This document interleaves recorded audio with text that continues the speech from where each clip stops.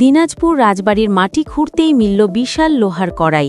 শতবর্ষ পুরনো বলে ধারণা স্থানীয়দের। জেলা প্রশাসনের উদ্যোগে চলছে রাজবাড়ি সংস্কার ও প্রত্নতাত্ত্বিক অনুসন্ধান।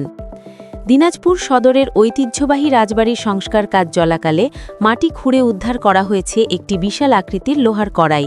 ধারণা করা হচ্ছে এটি শতবর্ষেরও বেশি পুরনো এবং রাজপরিবারের ব্যবহৃত কোনো সামগ্রী হতে পারে। রাজবংশের শেষ নিদর্শন হিসেবে পরিচিত এই রাজবাড়িটি বহুদিন ধরে অবহেলায় পড়ে আছে।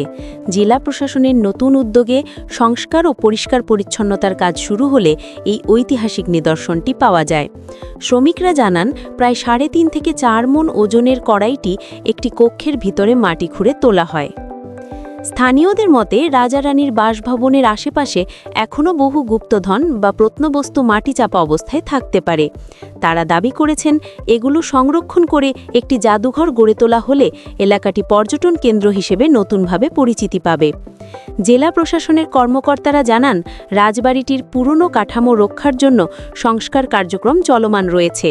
তারা আশা করছেন, সরকারি পর্যাপ্ত বরাদ্দ বা পৃষ্ঠপোষকতা পাওয়া গেলে ভবনটি আবার পূর্বের রূপে ফিরিয়ে আনা সম্ভব হবে।